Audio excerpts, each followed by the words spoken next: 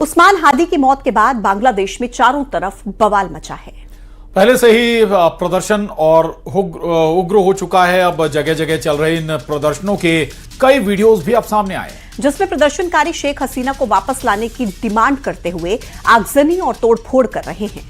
उस्मान हादी की मौत को लेकर सड़कों पर उतरे ये लोग सरकार पर भी सवाल उठा रहे हैं। कुछ घंटों पहले ही मोहम्मद यूनुस ने शांति की अपील की थी, जो पूरी तरह से फेल हो चुकी दिखती है और बांग्लादेश में हिंसक विरोध प्रदर्शन बेकाबू होता जा रहा है। बांग्लादेश के भालुका इलाके से दिल दहला देने वाली तस्वीरें सामने आई, जहां एक हिंदू युवक की पीट पीट कर हत्या कर दी गई और उसके बाद उसके शव को जलाया गया।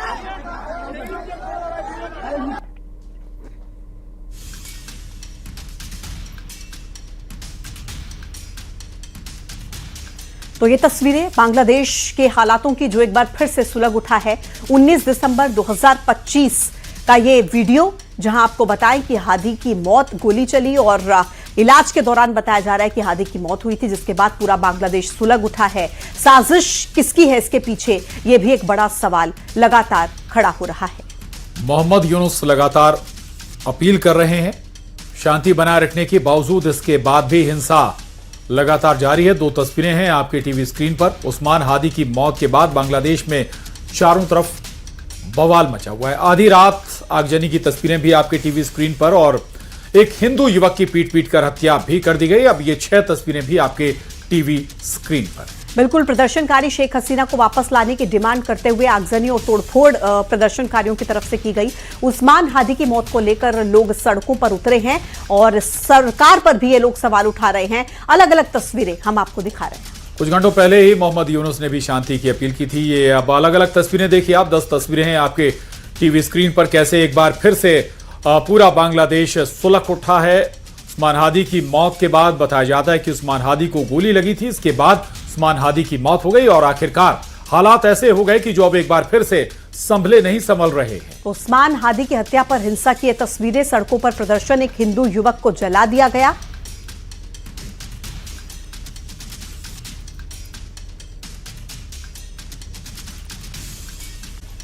इन दिनों तारीफ वाली सियासत देखने को मिल रही है। दरअसल बीते दिनों विधानसभा में कैबिनेट मंत्री कैलाश विजयवर्गीय ने दिग्विजय सिंह के कार्यकाल की तारीफ की थी और उपलब्धियां गिनाई थी, जिसके बाद अब पूर्व सीएम दिग्विजय सिंह ने कैलाश विजयवर्गीय को धन्यवाद कहते हुए कहा कि कैलाश विजयवर्गीय साहसी और खुले विचारों वाले व्यक्ति हैं।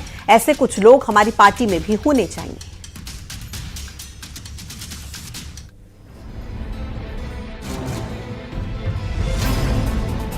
यूं तो राजनीति में वार पलटवार ही देखने को मिलता है, लेकिन तारीफ वाली सियासत भी कभी कभार ही देखने को मिलती है। राजनीति में सत्ताधारी दल का कोई मंत्री विपक्षी दल के किसी नेता की तारीफ करे, ये बहुत कम देखने को मिलता है। लेकिन मध्य प्रदेश में बीजेपी के फायर ब्रांड नेता और कैबिनेट मंत्री कैलाश विजयवर्गीय ने कांग्रेस के वरिष्ठ नेता दिग्विजय सिंह की तारीफ की। दरअसल 17 दिसंबर को विधानसभा का विशेष सत्र बुलाया गया था, जिसमें कैलाश विजयवर्गीय का अलग अंदाज देखने को मिला। Sanjay Gandhi thermal power plant, वो भी उनकी कल्पना से बना था। बाण सागर परियोजना को बहुत गति देने का काम भी उन्होंने किया था। कोलार जल परियोजना, उसमें भी उनकी बड़ी महत्वपूर्ण भूमिका थी। और मुझे कहते हुए गर्व है कि उस समय अर्जुन सिंह जी मानव संसाधन व्यक्ति थे, तो इंदौर में IIM लाने के लिए दिग्विजय सिंह जी ने बहुत प्रयास किए थे। और उसके बाद हम सब लोगों के प्रयास से वहाँ IIM भी आया और IIT भी आया। अध्यक्ष महोदय, इंदौर पहला शहर है जहाँ पर IIT भी है, IIM भी है। उसमें अर्जुन सिंह जी, दिग्विजय सिंह जी और हमारे मुख्यमंत्री पटवा जी का बहुत बड़ा योगदान। सदन में कैलाश विजयवर्गीय ने कहा, राजनीतिक व्यवहार क्या होता है ये हमने दिग्विजय सिंह से सीखा।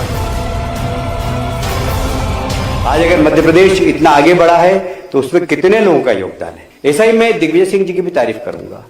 राजनीतिक सौजन्यता क्या होती है, ये हमने उनसे सीखी। अध्यक्ष महोदय, आज इस सदन के अंदर नहीं, उनके पुत्र भी नहीं है, पर मैं उस बात की तारीफ करूंगा। मुझे याद आता है, हमारे जबलपुर के कार्यकर्ता थे ओंकार जी तिवारी, उनको अचानक अटैक आया। मैंने दिग्विजय सिंह जी को फोन किया, मेरी बड़ी मित्रता थी।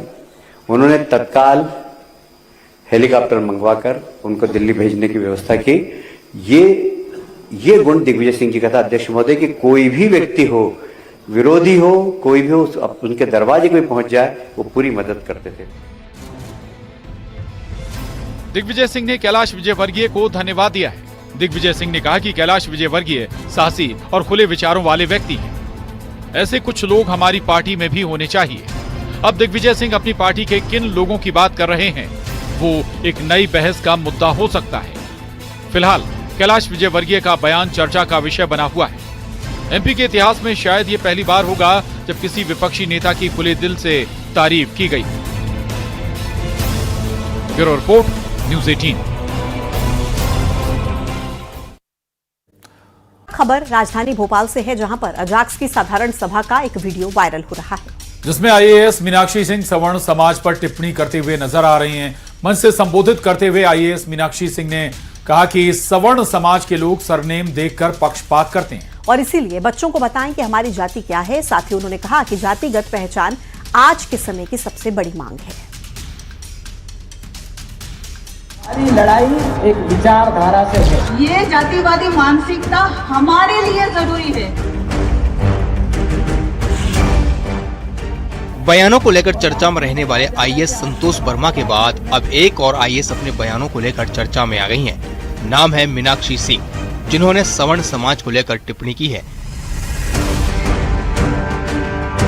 इससे पहले संतोष वर्मा ने भी ब्राह्मण बेटियों को लेकर विवादित बयान दिया था और अब आईएएस मीनाक्षी सिंह ने सवर्ण समाज को लेकर टिप्पणी की है। एक कार्यक्रम के दौरान आईएएस मीनाक्षी सिंह ने कहा, सवर्ण समाज के लोग सरनेम देखकर पक्षपात करते हैं, इसलिए बच्चों को बताएं हमारी जाति क्या है। जातिगत पहचान आज के समय की सबसे बड़ी मांग है। बच्चों को बताना पड़ेगा कि हम आदिवासी हैं, हम एसटी समुदाय, हमारी जाति क्या है। जातिगत पहचान और जातिवादी होना आज के समय की सबसे बड़ी मांग है।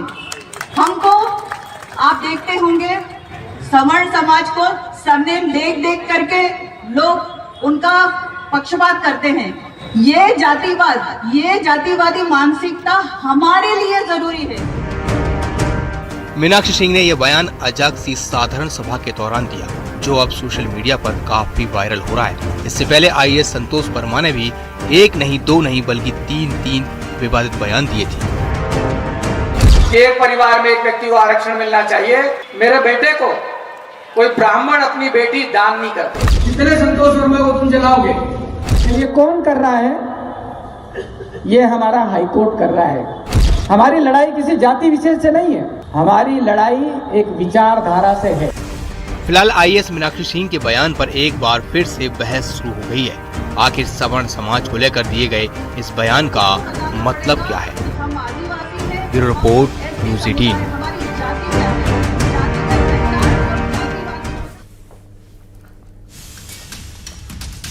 और आईएएस मीनाक्षी सिंह के बयान पर अब विरोध शुरू हो गया है।